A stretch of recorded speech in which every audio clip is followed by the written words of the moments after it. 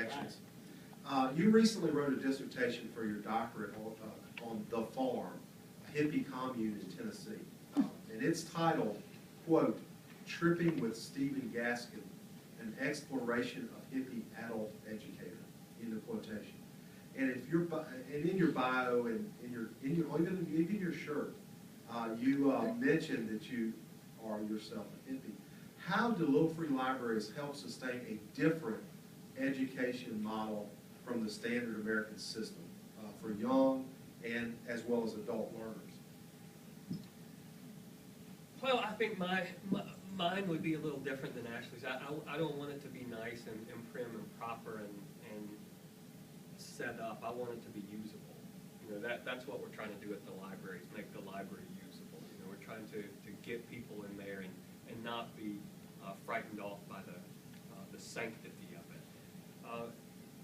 You know, my field of expertise is informal learning, and so I look at how and why people learn outside of educational settings. In that regard, one of the things the hippies did was they said, hey, look, we don't have to go to school to learn how to do some of these things. We can figure these things out for ourselves. They used underground newspapers. They used rock and roll lyrics.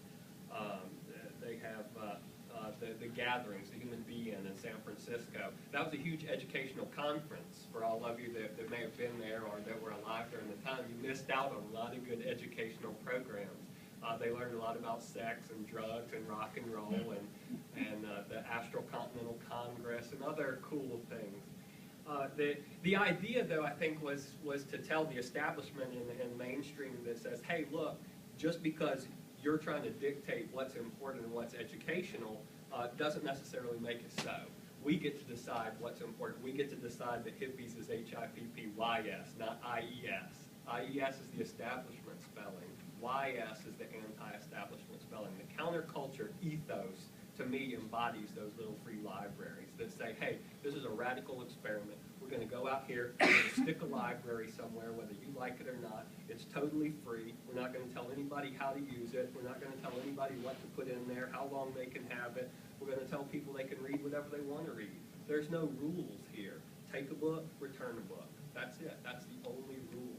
And so I think from an educational perspective, it's breaking down those barriers. Like Mark was saying, social justice is the library's mission. People want to pretend the library is neutral. It's not. It shouldn't be. The library is pushing social justice issues. That's what we're going to do. If you don't like it, tough. Your tax money's funding it. So there's a lot of things I don't like that my tax money funds.